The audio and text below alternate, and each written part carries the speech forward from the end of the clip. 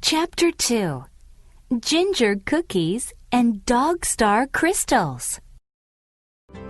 After lunch, I put Homer's red jacket on him. He doesn't like it much, but it does keep the snow off his fur. "We're going to visit Mrs. Davis!" I yell behind me. Mom waves at me as I close the door. My parents both work at home. Mom talks on her cell phone a lot. Selling real estate seems to involve a lot of talking. It sounds to me like she is pretty good at her job, except when she gets laryngitis 3 or 4 times a year.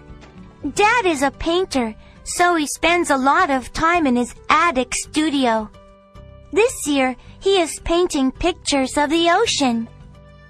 The ocean under a gray sky, the ocean under a blue sky. Seagulls flying over the ocean, fish jumping out of the ocean. I hope somebody buys some of them. They are pretty boring to me, all that blue. Plus, we live next to the ocean, so I can see the real thing anytime I want. I smell the ginger cookies as soon as Mrs. Davis opens the door. I've never been inside her house before. It looks a little like a fairy house. She has lots of flowers, branches, and wooden ornaments everywhere. There are birds flying around too, and they're not the usual indoor birds. They're chickadees, blue jays, and cardinals.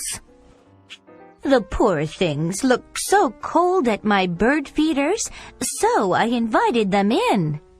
Mrs. Davis explains. Just until the snow disappears. I nod as if it's completely normal for a lady to have wild birds flying around her living room. Do you and Homer like ginger cookies? She asks. She points to a huge plateful of them in the middle of her kitchen table. I nod and reach for one. "They're my second favorite kind," I say through a mouthful of crumbs. "These are really good." I give one to Homer and reach for a second, then a third one. "Oh, wonderful. Help yourself. They're too crunchy for Dandy. He's an old dog, and his teeth aren't as strong as they used to be. He prefers oatmeal now, with brown sugar."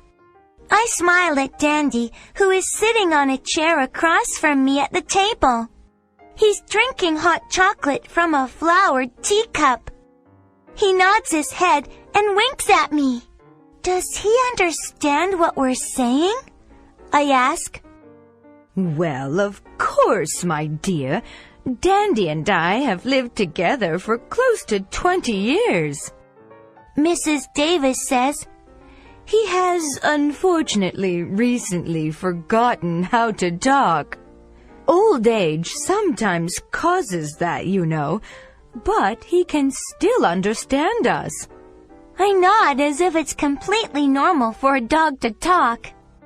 Homer is sitting beside me, gulping down ginger cookies without chewing them. I'm pretty sure he doesn't know what we're saying.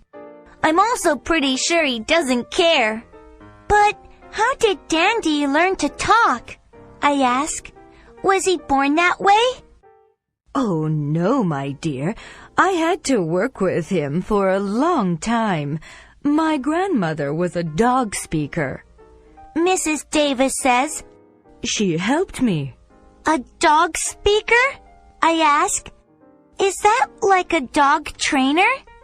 Yes, she had a special gift for communicating with dogs. Mrs. Davis says. Of course, her dog star crystals helped her. "What are dog star crystals?" I ask. "Are they like beach stones?" Mrs. Davis gets up and goes to the living room.